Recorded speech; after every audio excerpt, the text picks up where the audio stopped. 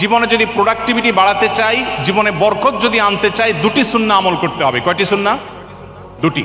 Number এক, আমাদের জীবনে রাতে তাড়াতাড়ি শোয়ার অভ্যাস করতে হবে।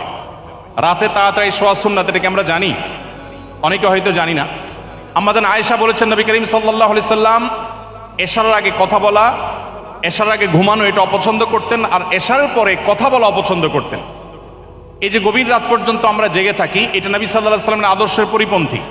দুর্ভাগ্যজনক বাস্তবতা, পৃথিবীর পূর্ব থেকে পশ্চিম প্রত্যেকটা দেশে, প্রতিটা দেশ যারা নিজেদেরকে উন্নতির একটা ভালো পর্যায়ে নিয়ে গেছে, প্রত্যেকটা দেশে মানুষ সন্ধ্যার পরপর শুয়ে পড়ে, আমরা সবাই কম বেশি জেনে থাকবো, এবং সকালে ভোরে উঠে তারা কাজ শুরু করে। কিন্তু অবাক করা একটা ব্যাপার হলো, শুধু বাংলাদেশ নয়, প্রায় সব মুসলিম প্রধান দেশগুলোতে আমরা জানি যে গভীর রাত পর্যন্ত আমরা জেগে থাকি এবং সকালে ঘুমিয়ে থাকি। এই কালচার আমাদের সমাজে আছে না নাই? আছে।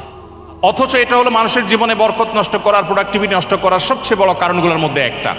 অতএব আমরা যদি রাতে তাড়াতাড়ি শোয়ার অভ্যাস করি এবং সকালে যদি ঘুমানোর অভ্যাস পরিত্যাগ করতে পারি, সকালে যদি কাজে যেতে পারি, ইনশাআল্লাহ জীবনে বরকত আসবে। নবীজি বলেছেন, আল্লাহুম্মা বারিক লি উম্মতি ফি বুকুরিহা, হে আল্লাহ আপনি আমার উম্মতের জন্য সকালের সময়টাতে বরকত দান করুন। এই জন্য সকালের সময়টা ঘুমিয়ে থাকার সময় নয়।